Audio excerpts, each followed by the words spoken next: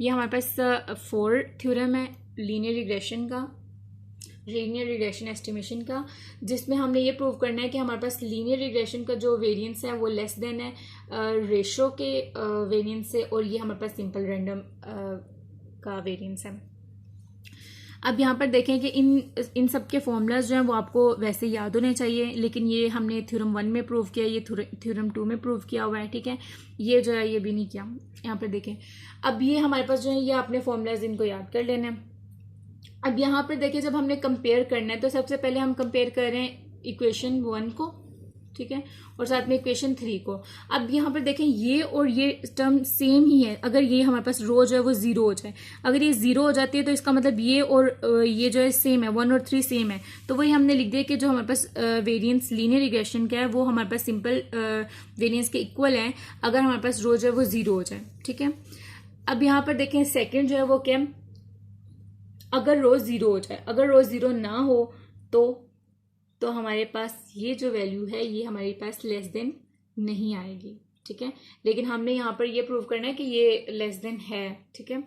तो इसलिए हमने उसको कहा कि अगर ये 0 हो जाएगा तो ये इक्वल आ जाएगा। यहाँ पर इक्वलिटी का साइन भी होल्ड कर रहा है कि वो लेस देन, ये देखें क्वेश्चन में यहाँ तो वो इक्वल टू है, यहाँ वो लेस देन है, तो ये इक्वल आ गया। अब जो सेकंड जो है उसमें क्या किया कि इक्वेशन 1 को और 2 को कंपेयर किया। अब 1 और 2 को देखें, ये इस तरह है हमारे पास रेशो का, ठीक है। तो हमने अब इसमें ये टर्म यूज़ करनी है। तो सिंपल सी कैलकुलेशन है, कोई इसमें मुश्किल चीज़ नहीं है। ये देखें हमारे पास हमने दोनों की वैल्यूज यहाँ पर लिख दी, ठीक है, जो भी इनके फॉर्मूलाज है वो लिख दिए। अब यहाँ से सबसे पहले ये जो है ये कट आउट हो गया। दूसरा अब देखें s² y है, यहाँ पर भी s² y है, तो ये इधर आएगा तो ये माइनस हो जाएगा, ये भी खत्म हो गया। बाकी हमारे पास रिमेनिंग पार्ट ये रहा। अब यहाँ से ये पूरी टर्म जो ये दूसरी साइड पे आ जाएगा अल्टरनेटिव साइन के साथ, और यहाँ पर ये 0 आ जाएगा हमारे पास, ठीक है। अब यहाँ पर देखिए b जो है वो इसके इक्वल होता है, तो क्या करेंगे, जस्ट b का फॉर्मूला पुट करेंगे। b का फॉर्मूला जब हमने पुट किया तो इसमें ये देखें ये आ रहा है, b का फॉर्मूला जब हमने इसमें पुट किया तो यहाँ पर ये वाली टर्म बन गई है, ठीक है, स्केयर के साथ। अब ये देखें ये एक टर्म जो वो इसके साथ कटेगी, ये देखें स्केयर है ना, तो यहाँ पर भी स्केयर है, तो एक टर्म इसके साथ कटी है लेकिन एक जो है वो वैसे ही रही है। यहाँ पर ये जो है स्टेटमेंट ये और ये सेम है, तो इसलिए ये स्केयर में आ गया इकट्ठा, ठीक है। और उसके साथ जो हमारे पास ये वैसे ही आ गया, और ये भी पूरी टर्म वैसे ही आ गई।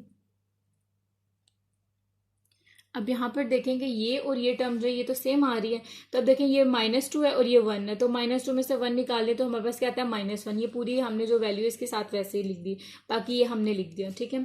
अब यहाँ पर देखें कि अब ये लेस देन है, यहाँ पर ये साइन क्या है हमारे पास माइनस का है। अगर हम इसको माइनस के साथ मल्टीप्लाई करवा दें तो हमारे पास साइन जो होगा वो चेंज हो जाएगा। हमने जस्ट सिंपली माइनस के साथ मल्टीप्लाई करवाया तो यहाँ पर हमारा साइन जो है चेंज हो गया। अब यहाँ पर जो है हमें पता है कि हमने जो पीछे प्रूव भी किया कि b² की जो वैल्यू है वो हमने ये यूज किया, तो हम क्या करेंगे इसकी जगह सिर्फ b² जो है वो रिप्लेस कर देंगे, ठीक है। वो यहाँ पर हम रिप्लेस करेंगे तो हमारे पास ये आ जाएगा। अगर b² की वैल्यू ये है तो इसका मतलब कि अगर हमने sy(x² की वैल्यू निकालनी है तो ये पूरी टर्म हम b² के साथ मल्टीप्लाई करवा देंगे। तो इसी तरह ये जो काम किया इसको इसके साथ मल्टीप्लाई करवाया वो ये यहाँ पर लिख दिया हमने, ठीक है, कि ये जो स्क्वायर में ये हमारे पास ऐसे आ जाएगा। तो ये देखें ये हमारे पास ये भी स्क्वायर में ये भी स्क्वायर में, तो अगर इस साइड पे जाएगा तो ये हमारे पास देखें, मैं एक मिनट लिखती दिखाती हूँ। तो ये देखें ये हमारे पास ये टर्म बन जाएगी, इधर जाएगी मल्टीप्लाई होगा तो ये आ जाएगी। अब इसका अंडर रूट अगर ले लें हम, ठीक है, तो ये यहाँ से क्या हो जाएगी, ये टर्म खत्म हो जाएगी और यही हमारे पास यहाँ पर है, ठीक है, जो हमने इसकी जगह पुट करना है। तो यहाँ पर इसका अंडर रूट लिया, ये कट हो गया, यहाँ से x² हो गया, तो अब खाली b(s²x) रह गया, वो हमने यहाँ पर लिख दिया, ठीक है। तो ये जो है ये हमारे पास ग्रेटर देन 0 है। अब यहाँ से s²x जो है वो तीनों में है, तो वो हमने कॉमन ले लिया। कॉमन लेने के बाद यहाँ पर हमारे पास ये स्टेटमेंट रहेगी। अब ये देखें हमारे पास जो है ये हमारे पास a - b का होल स्क्वायर का फॉर्मूला बन रहा है, a² + b² - 2ab, तो वो हमने यहाँ पर स्क्वायर लिख दिया और 0 लिख दिया। नीचे हम ये स्टेटमेंट लिख देंगे, hence regression estimation is always more precise than ratio estimation unless r = b। मतलब कि ये उन्होंने कहा कि r = b जब तक नहीं है तब तक ये हमें प्रूव कर दे कि हमारे पास रिग्रेशन एस्टिमेशन जो वो ज़्यादा प्रिसाइज है। और this happen when the relationship between yi and xi is the straight line passing through origin। आपको पता है कि हम रेशो और रिग्रेशन क्यों यूज़ करते हैं। रेशो एस्टिमेशन तब भी यूज़ करते हैं जब हमारे पास जो स्ट्रेट लाइन होती है वो हमारे ओरिजिन में से पास हो रही हो, और अगर वो ओरिजिन में से पास नहीं हो रही लेकिन वो स्ट्रेट लाइन है तो तब हम उसको रिग्रेशन के थ्रू एस्टिमेट करते हैं। तो अब ये देखें हमारे पास b जो है वो इक्वल टू r हो जाए, तो इसका मतलब ये कि हमारे पास जो r का फॉर्मूला होता है रेशो का, कि वाई आई जो है वो डिवाइडेड होता है समीशन एक्स आई से, ठीक है। तो यहाँ पर ये टर्म बन जाएगी हमारे पास, यहाँ पर समीशन एक्स आई दूसरी साइड पे चल जाएगी, यहाँ पर b जो है, ठीक है।